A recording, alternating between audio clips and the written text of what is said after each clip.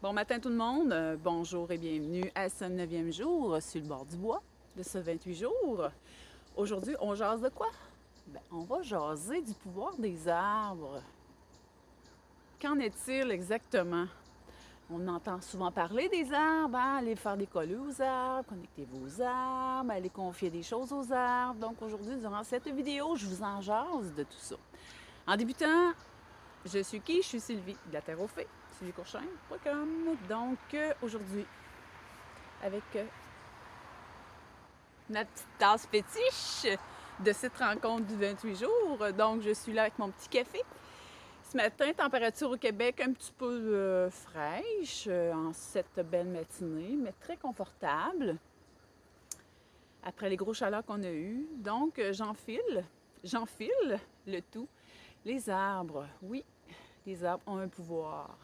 Dans les premières vidéos, j'ai parlé que quand on va en forêt, ça dégage une énergie, on se sent bien, hein? Mais c'est aussi, les arbres connectent entre eux, connectent pas juste par leurs racines, ils connectent aussi par leur tronc. Certaines recherches prouvent que avant un tsunami, avant une tornade ou avant un grand séisme, les arbres sont capables de communiquer entre eux par un tronc, leur tronc, par aussi leur feuillage, par les branches. Et auparavant, dans les gens qui communiquaient avec les arbres, ou c'était leur moyen de communication en forêt, pour, dans le fond, qui reconnaissaient déjà les signes des arbres dans le temps, c'est que juste à frapper un arbre, ça émet une fréquence et c'est vibratoire au niveau de la forêt.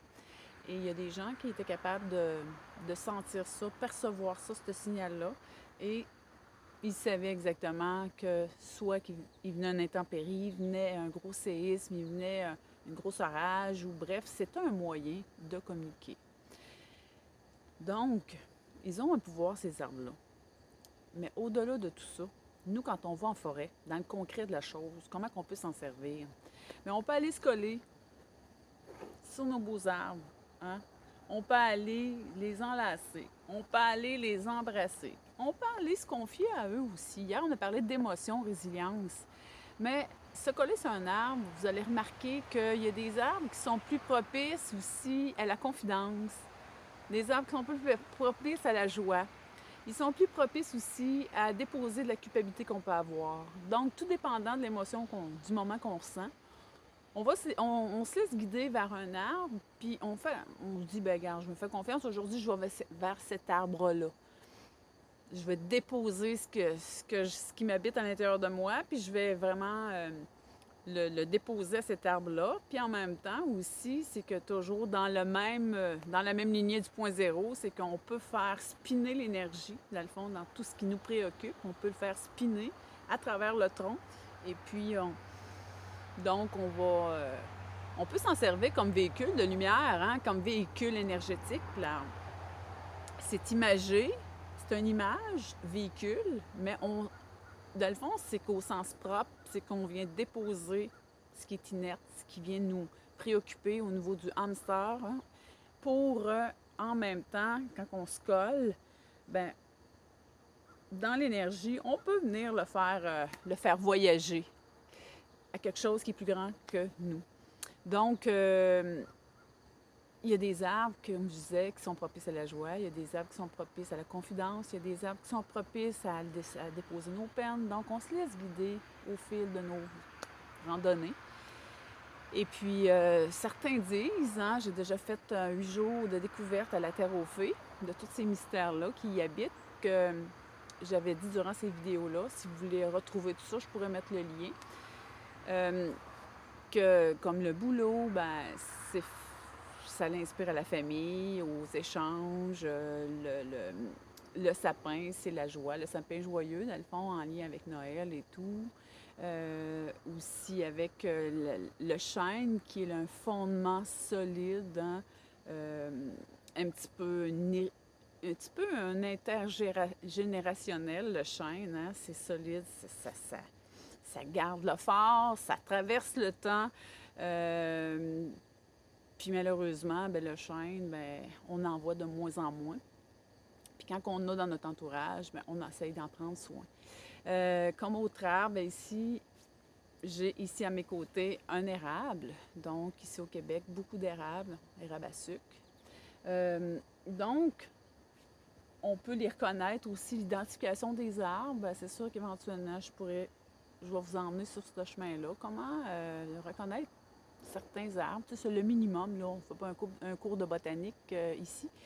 Mais beaucoup de livres en parlent pour reconnaître les essences d'arbres à partir de leur écorce. L'érable qui est à côté de moi, elle, bien, c'est sûr qu'elle favorise l'énergie, elle favorise la paix à l'intérieur. En tout cas, pour moi, c'est ce qu'elle m'invite beaucoup à faire. La communication, telle que je suis en train de le faire près de vous durant ces 28 jours-là, ça pourrait être un autre arbre, tout dépendant. Il n'y a rien de figé dans le temps, puis il n'y a rien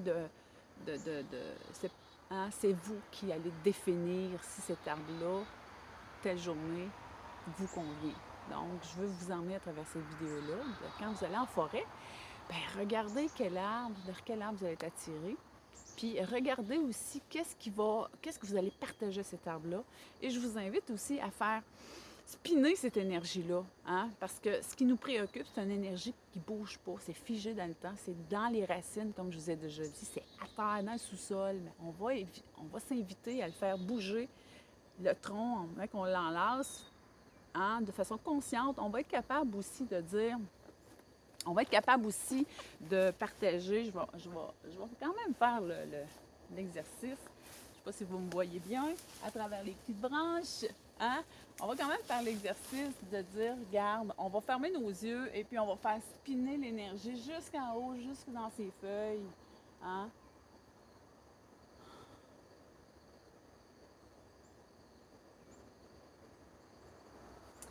C'est une force extraordinaire, les arbres, mes amis. Hein? Sous-estimé souvent. Beaucoup de gens se retrouvent à ça présentement, mais c'est sous-estimé. Sous-estimé par rapport aussi à sa puissance de transmutation. Juste le fait de se coller, donc c'est solide, mais en même temps, le tronc, c'est un espace de fusion entre les racines et toutes les feuilles. Et quand on s'y colle aussi, on peut imaginer qu'on est comme dans une grande spirale et qu'on est capable aussi de faire bouger ce qui ne bouge pas dans notre vie. Donc, on prend ce qui nous tracasse, qui est lourd. Hein? Les émotions du moment, c'est lourd. Hein? Ça occupe tout notre esprit, puis ça l'empêche souvent d'avancer. Et si, aujourd'hui, on ne ferait pas de notre marche un véhicule pour s'emmener plus loin, hein? Un véhicule au niveau énergétique et faire spinner ça dans l'énergie, toutes les choses qui sont inertes dans le non-mouvement, on prendrait ça, puis on ferait bouger ça. On enverrait ça aux feuilles en haut, parce que les feuilles, eux autres, ils bougent, hein? Contrairement aux racines, ils sont inertes. Les feuilles bougent, sont mobiles, hein? Ils se promènent. Donc, c'est très imagé, mais en même temps, ça l'aide à comprendre davantage. C'était ma petite vidéo d'aujourd'hui. Donc, toujours dans le même sens, je m'en viens avec ma petite lecture du jour, intention du jour au point zéro. Puis cette intention-là, aujourd'hui, elle nous invite à quoi? On va voir ça ensemble. Donc, j'en profite toujours, hein? C'est comme une plage publicitaire. T'avais toujours gratos, mais en même temps, je viens faire un petit partage. Donc, je vous dis, je profite de cette ouverture-là pour vous dire que j'ai un groupe qui s'appelle Créateurs de la Terre à la Fée, au point zéro. Mais oui, on parle de quoi? Ben oui, on va pas parler de fées. On peut parler de terre, on peut parler de forêt. Et puis, on peut parler aussi... Ah, j'ai un petit écureuil là-bas. Et on peut parler de forêt et aussi de point zéro. Parce que la forêt, elle nous invite au point zéro. Oh, je pense qu'il y en a une qui se pointe le nez, qui demande à vivre à travers le jeu.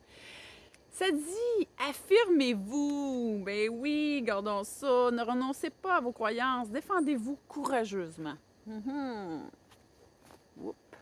Donc, est-ce qu'on voit bien? On voit-tu bien? Regardez, j'aime ça vous la montrer, la petite carte. On va prendre un petit peu de recul parce qu'hier, je voyais que c'était un petit peu proche. Donc, mes amis, qu'en est-il avec le point zéro? Comment qu'on peut le formuler? C'est que dans le fond, c'est que quand on est dans des émotions, puis qu'on est pris dans notre tête, ou on est pris ici en dedans, jamais, hein, solide, puis tout coincé ici, là, puis qu'on est comme envahi, puis qu'on voit plus clair, là, ben ça nous empêche de bouger, ça nous empêche de nous affirmer. Puis le non-mouvement, ben c'est sûr qu'on ne s'affirme pas beaucoup dans le non-mouvement. Quand on parle de non-mouvement, ça ne veut pas dire qu'on va aller faire un jogging de 10 km pour agir dans le mouvement. Mais non, le mouvement, c'est juste, à un moment donné, on prend une décision. Je commande, je vais commander, je vais m'affirmer pour ma vie. Et on ne s'en va pas faire ça sur les autres. On le fait envers soi. C'est envers soi qu'on commande. C'est envers soi qu'on prend les commandes de notre vie, qu'on prend ce pouvoir-là. Un pouvoir personnel. Hein? Arrêtez. Arrêtez de penser qu'on n'a pas. Arrêtez de penser qu'on est des petits. On est des victimes de la vie, hein? Quand vous êtes victime de votre propre vie. Mais non, parce que vous revivez toujours les mêmes affaires. À un moment donné, on est capable de décider, on est capable de prendre ce pouvoir-là. Donc, l'affirmation, c'est ça aujourd'hui. Comment qu'on fait ça? Ben avec le programme. Ce programme, c'est une boucle qui revient tout le temps. C'est un schéma de vie qui est installé. Avec ce schéma de vie-là, avec ces modes de pensée-là, hein? Qui revient en boucle tout le temps, hein? Puis à un moment donné, on finit par le croire, ben je vais commander, moi, je vais commander ma puissance et d'honorer cette puissance-là au point zéro. Puis quand on commande, ben on prend ce pouvoir-là. C'est la partie qui est plus grande que soi, que nous, quand on prend les commandes de notre vie. Le je, c'est le commandement pour soi. C'est pas les autres. Et on ne remet pas ça à une autre personne, ni à une autre pensée, une autre entité à l'extérieur de nous. Mais non, c'est à l'intérieur de soi. Donc, on prend les commandes. Donc, mes amis, belle rencontre ce matin. Donc, c'était le 9e jour de ce 28 jours-là. Il ne faut pas que je me trompe. 9e jour. Et puis, on se dit bonne journée et à la prochaine vidéo. Bye bye!